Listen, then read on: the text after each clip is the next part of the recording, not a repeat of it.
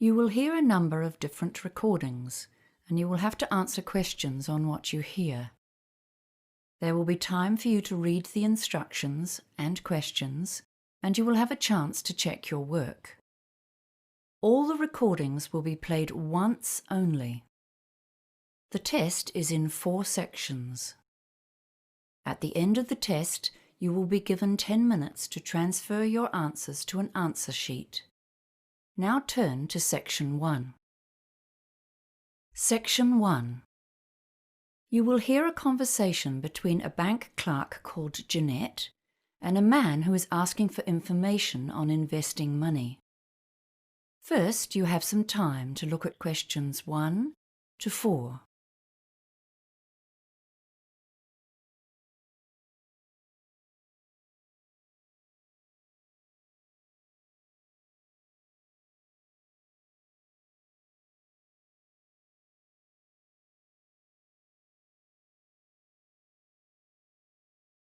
You will see that there is an example that has been done for you. On this occasion only, the conversation relating to this example will be played first. This is Citibank. You're speaking with Jeanette. How may I help you today? Hi. I'd like to ask a few questions about a term deposit. Certainly. Do you currently have any investments with us? The man is asking about term deposits. So term deposits has been written in the space. Now we shall begin. You should answer the questions as you listen, because you will not hear the recording a second time. Listen carefully and answer questions 1 to 4. This is Citibank. You're speaking with Jeanette. How may I help you today? Hi. I'd like to ask a few questions about a term deposit. Certainly. Do you currently have any investments with us? Yes, I do, but my term deposit is due to mature soon, and I've come to find out my options for renewing and extending it. I'm considering a range of different investments, to be honest, but I wanted to begin with the simplest option. Okay, sir. Well, before we begin, I just need to verify your ID. Can I have your name, please? David Marshall. That's M for mother. A-R-S-H-A-L-L. Thank you, David. Now, I just need to ask you a couple of security questions. What's your mobile phone number? 023-561055. And your date of birth, please? 18th of February, 1968. Right. So I've got your account information in front of me. You've currently got $18,000 on a term of 180 days.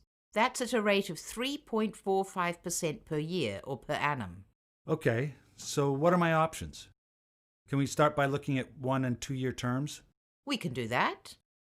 Let's see. Right. If we put it on a 1-year term, we can offer you a yearly return of 3.65%. And for 2 years, it's 3.7%. Oh no, hang on. Sorry, we have a special deal on that term right now at 3.85%. Okay. So what does that mean in dollars?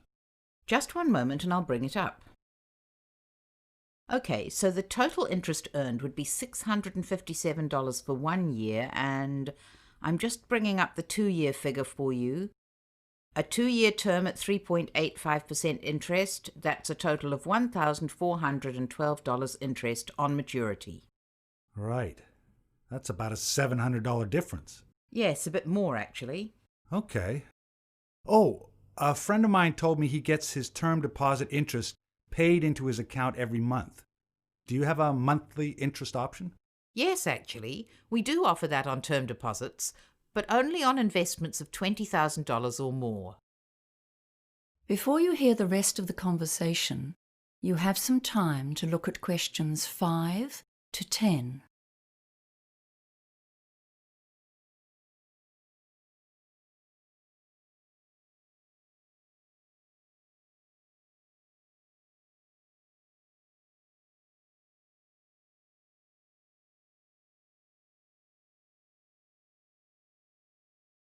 Now listen and answer questions 5 to 10. can I ask if you've considered a PIE as an alternative investment option? A pie? Yes, it stands for Personal Investment Entity. It's an investment trust. Your earnings tend to be higher than they are for a term deposit because 28% is the maximum tax on those earnings. Okay, that sounds interesting. I've heard of those, but I've never really understood them. I thought they were called pies. They always sounded like something you eat. But I'd sure like to get a bigger slice of my investment pie. Well, with a PIE, your investment return changes depending on how much tax you normally pay. Oh, I see. According to my income bracket. Yes, that's right. For example, on a 2-year plan, if you're earning in the range between $48,001 to $70,000 at 30% tax, there's a 3.75% effective rate on PIE earnings. Okay. I'm actually on a 33% tax rate. Well, that's an even better return.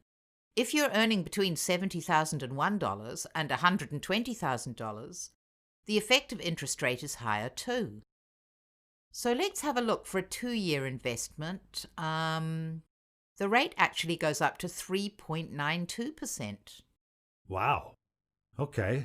So a PIE may be the better option. Better than a term deposit, I mean. And can I do that with an $18,000 investment? Yes, the minimum deposit for a PIE investment is $10,000. Okay. And are there any hidden charges? No fees at all for investing in a PIE. Well, that's good news. Oh, wait a minute. What about interest payment options? Is it the same as the term deposits? You have to have a minimum deposit to be eligible for monthly payments? Let me check the options here. Well, you'll be pleased to hear that there's actually more flexibility with PIEs than with term deposits. You can opt to have your interest paid every month, quarterly, 6-monthly, or yearly. Okay. Well, that's given me something to think about. Would you like to apply today? No. I'll have to think about it, thanks. Certainly. If you do decide to go ahead with it, applications are processed in 2 days, as long as you have a bank account with us, which you do. You can apply on our website, by phone, or pop into one of our branches. Great. Thanks for your help. That is the end of section 1. You now have half a minute to check your answers.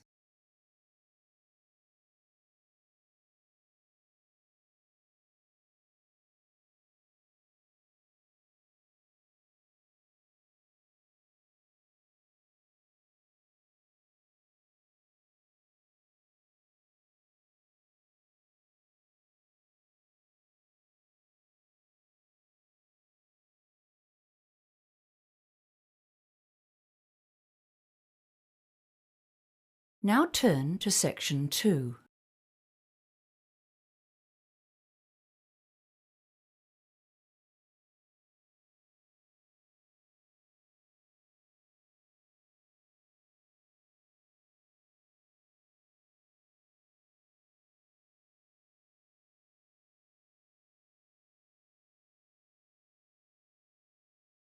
Section 2. You will hear a woman introducing the Lunar Realm amusement park. First, you have some time to look at questions 11 to 15.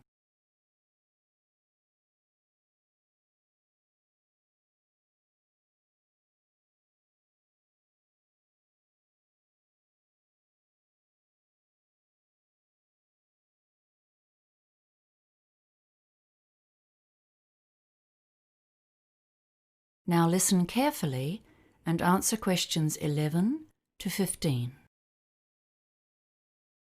Good morning, everyone. We're very pleased to have you here at Lunar Realm for our September Celebration Day. We have many smaller celebrations throughout the year for different events. I think it was 5 at last count. But the September celebration is a special day to honor the park's development, from tiny beginnings to the huge enterprise it is today. It's our most significant annual event. Come into the visitor center now. Over here, you can see a picture of the original park when it was under construction. The land was donated to the city in 1955 by the then mayor, Matthew Hardacre. but the park itself wasn't developed until 1979, and you'll notice it wasn't very big at that time. Then there was a huge growth in the 1990s, and we're still growing today. In the beginning, there were only a few small rides in the park. There were lots of other attractions in those days, including an adventure playground for younger kids. The kids loved the petting zoo with its farm animals, and in fact, that's the only attraction to have survived until now. We've still kept 2 of the original rides as an exhibit, but they're not in working order anymore. We're now one of the biggest amusement parks in the country. We've got an amazing range of amusement rides here, 43 in total this year. I think we're most famous for our roller coasters, aren't we? I guess you'll all have heard about the Hurricane. That's our oldest and most famous one. Some of our visitors think it's not fast enough to be truly exciting, but we love it because it's the highest wooden roller coaster in the country. Then we have the Bobcat. That one's a bit gentler for our younger visitors. And for the truly adventurous, the Scream Machine hurls you upside down and backwards at huge speeds. It's too much for me. It's important to remember that all of our rides have age guidelines, and to help you, there's a color system. If the sign for a ride is yellow, it means it's suitable for all ages, although we do recommend that parents or older siblings go with very young children. Blue means that children younger than 14 can ride only if an adult accompanies them.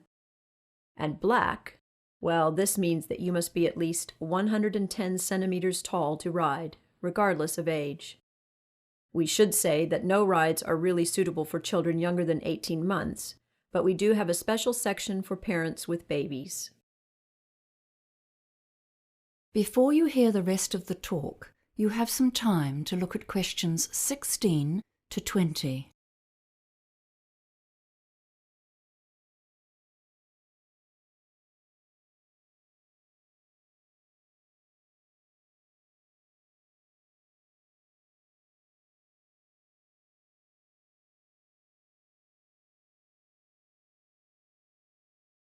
Now listen and answer questions 16 to 20.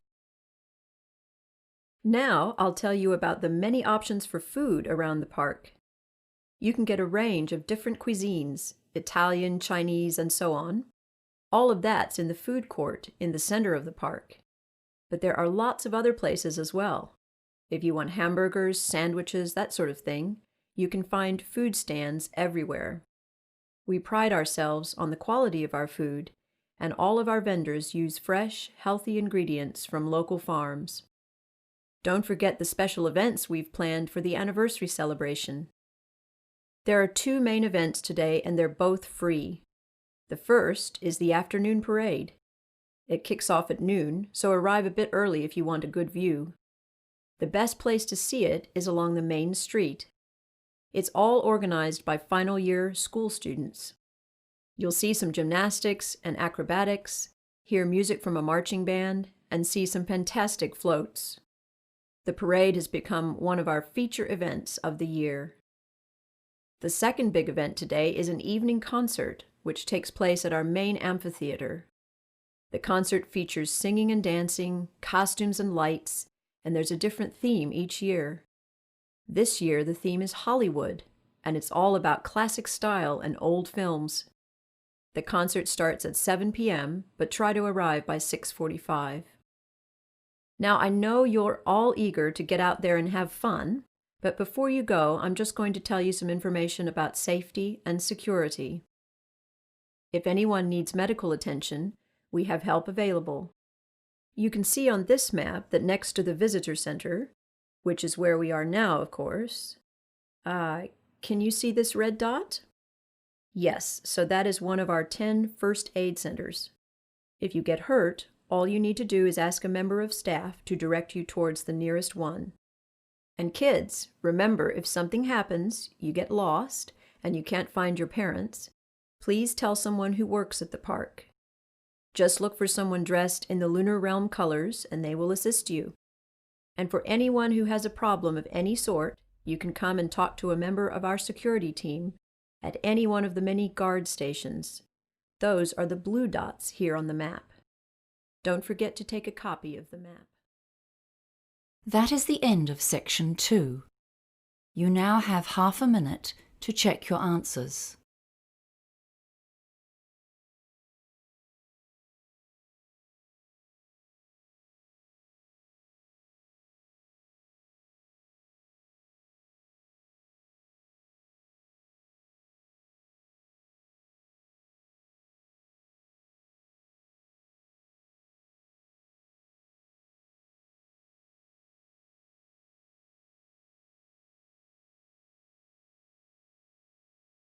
Now turn to section 3.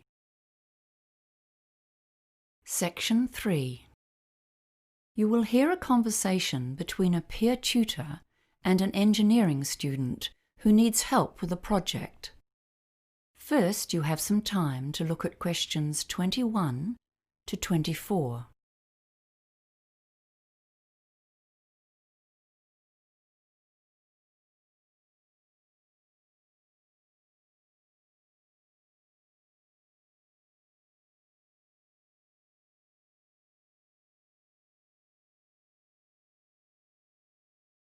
Now listen carefully and answer questions 21 to 24. Hi, John. Thanks for seeing me today. I'm really struggling with my project. I have to come up with a design for a water treatment system, and I'm really not sure what I'm expected to do. Well, as peer tutors, we've been taught to follow a process in these tutorials, okay? The first step is to look closely at the task instructions. That sounds good. I'm also... well, we've been told to do some research, but I don't know where to start. It's always hard to start with. We've got about 45 minutes today. That should give us some time to go over it. Have you done much research before? No. This is my first project like this, and I'm really stressing out about it. I went to a seminar about research at the start of the year, but I've forgotten most of it. Well, that's fine, because the next step in our tutorial will be to consider some common research strategies that you can use to get started. With engineering, a lot of the projects you do are practical, so you can think about how you can access other people's write-ups of similar projects. Yes, that sounds useful. How do I find those? Well, there's always the online databases, but you need to know what search terms to use. So, can you think of any useful terms? Cameroon, I guess? And maybe grey water? Yes, good. But those might not give you many hits. What about the type of research? I've always found it helpful to search for case studies, you know? There's probably a whole lot of those on systems set up for other villages in developing countries that you could look at. I've got a couple here actually. They're on different topics, but we can look at the structure and develop some useful ways to focus your research. Is there anything else you'd like to look at today? I can't think of anything right now. That all sounds good. Great. Then the next step is to come up with an action plan. How long have you got? To finish the project? 4 weeks, I think. It's due on the 6th. Before you hear the rest of the conversation, you have some time to look at questions 25 to 30.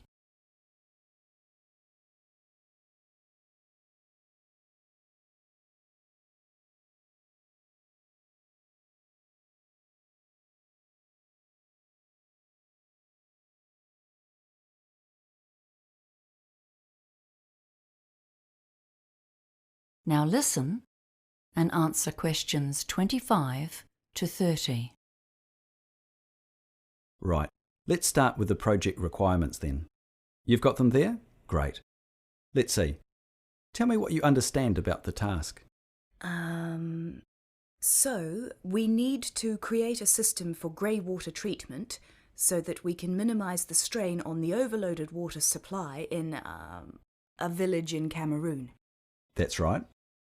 But I don't get the details about the type of system and what it needs to be used for. Okay. We'll come back to the type of system in a minute. It says here grey water. Have you learnt about grey water? No, I missed the lecture. Okay, so it's the water we use in our houses, but not in the toilet. The water that goes down the drains, not into sewage. It can be recycled because it's relatively clean. So what might the water treatment system try to do? Treat it and direct it somewhere else? Exactly. Why treat it? 'Cause... Oh, right. I get it. 'Cause it's still going to have bacteria in it. That's why it needs to be treated. That's right. And then when it's treated, what could it be used for? Something else. Like irrigation in gardens? Yes, there are other practical uses too, inside the house. For toilet systems? Oh! What about for laundry? Yes, exactly. That's a good example. Okay, that's pretty clear now. Thanks. Great. Now, let's think about the type of research you might need to do. I'll need to look at different types of water treatment systems, so I know the pros and cons of each one. Good. Where would you look first? The internet? Yes, but be careful. Remember, you're likely to find a lot of biased websites. You know, manufacturers wanting to advertise their brands. It might be better to use the engineering library.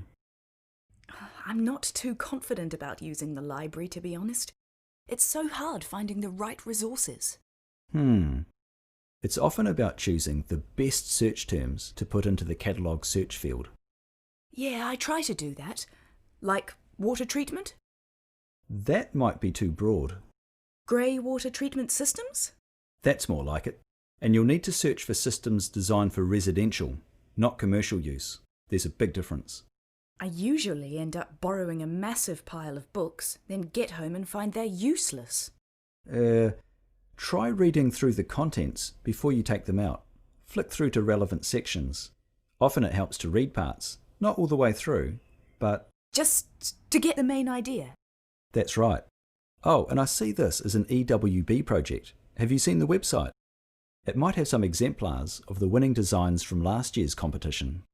No, I saw that and didn't know what EWB meant. Engineering Without Borders is what it stands for. That is the end of section 3. You now have half a minute to check your answers.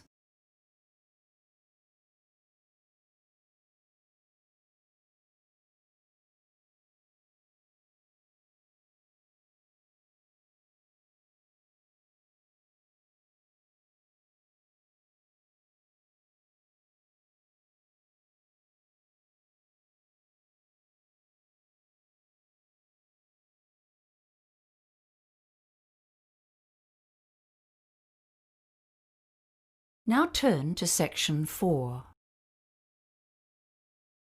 Section 4. You will hear a talk on the topic of the caveman diet. First, you have some time to look at questions 31 to 40.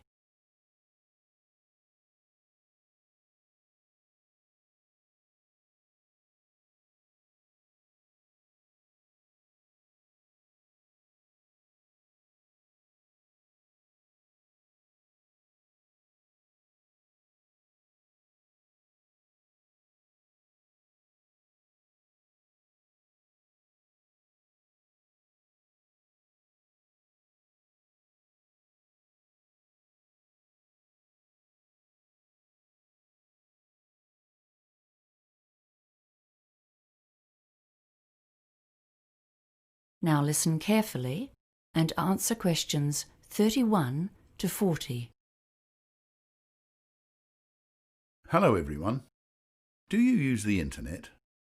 If I asked you what is the single most common topic for advertisements on the net, I suspect ads for weight loss would win hands down. After all, dieting is one of our current obsessions. We've all heard of the Atkins diet, the macrobiotic plan, the South Beach diet, the raw food eating plan. All of these fad diets and many more promise that you will lose kilos and live a healthy life if you just follow their plan. Today we're going to discuss one of the most well-known Western diet trends. the paleo or caveman diet. Firstly, what is this diet and where did it come from? Proponents of this diet argue that we need to return to basics, that is, to what our forebears ate many years ago. They say that our bodies are not well suited to digest complex carbohydrates such as grains and legumes. We should be eating a hunter-gatherer diet, rich in lean meat, fish, nuts and berries, and without wheat, oats or other grains that came into our diet after the invention of agriculture. Sounds logical, doesn't it? But let's look a little closer. The first question to ask about the caveman diet is, what did our ancestors actually eat? One way to discover this is to study the diets of existing hunter-gatherer tribes. Although these groups do tend to regard meat as the best source of food, they often have difficulty in finding it. In Africa, for example, over 50% of the time, the Bushmen tribes come home empty-handed from their hunting expeditions, despite being very skillful with equipment such as bows and arrows. So what do they eat when they can't get meat? Well, the wives come to the fore then, foraging for and cooking local plants. Most of the groups eat a lot of plants. These range through a huge variety of local species, including nuts, plantains and yams, and evidence suggests that this was true of our ancient ancestors as well. Researchers suggest that these people would eat more meat if they could get it, but in fact only approximately a third of their calories comes from this protein and fat-rich source. Research shows that when these groups first come into contact with a Western diet, their health suffers. Once they're exposed to our diet of refined carbohydrates and sugars, they quickly develop our lifestyle-related diseases. However, that does not mean that the human digestive system is suited to digesting only a few sources of food, nor that it cannot change to accommodate different food sources. In fact, the evidence would suggest exactly the opposite. As a species, we are able to make significant modifications to our digestive systems according to what foods are available in our local environment. Examples abound, and our ability to digest lactose is a good one. Lactose is a sugar that is found in milk, and it is digested in the human gut by the enzyme lactase. In communities in Europe, the Middle East and Africa that traditionally herd cattle and drink cow's milk, this enzyme is present and people can digest milk products. However, in places such as China and Thailand, which do not have this style of farming, the enzyme is lacking, and most people have lactose intolerance. Another example is the ability to digest the sugars from starchy foods. Communities that eat a lot of these foods have saliva that breaks down starchy foods before they reach the gut, whereas other groups have more difficulty in getting nutrition from high-starch sources. In fact, if you look at indigenous cultures around the world, there is a huge variety of successful diets. The Inuit get nearly all of their energy from high-fat sources, such as seal meat. The Jains in India have religious beliefs which prohibit eating any living thing, including eggs, but which do, however, allow for the consumption of milk products. Other groups eat mostly fish or have an insect-based diet, depending on locally available sources of protein. So the idea that our caveman ancestors ate one homogeneous diet and that if we follow this we can all be healthy would seem to be an oversimplification. Diets are the result of complex cultural dietary practices. People can and will eat just about anything. So, if we can eat a variety of diets, is there anything actually wrong with following the caveman diet? Well, firstly, on a practical level, it's an expensive way to get your daily calories. Few of us can afford to satisfy all of our energy requirements on a diet which depends on lean wild meat and nut oils. A few carbohydrates provide a cheap, filling and substantial energy boost for most of us. Secondly, a diet which includes a large proportion of red meat may not be good for our long-term health if our bodies are adapted to a sedentary lifestyle and a plant-based diet. We simply get less exercise than our ancestors did, and so we are more prone to some illnesses than they were. Finally, if we all start to eat a wild meat-based diet, this will have negative implications for the environment, because it's not a sustainable way to feed a lot of people. That is the end of section 4. You now have half a minute to check your answers.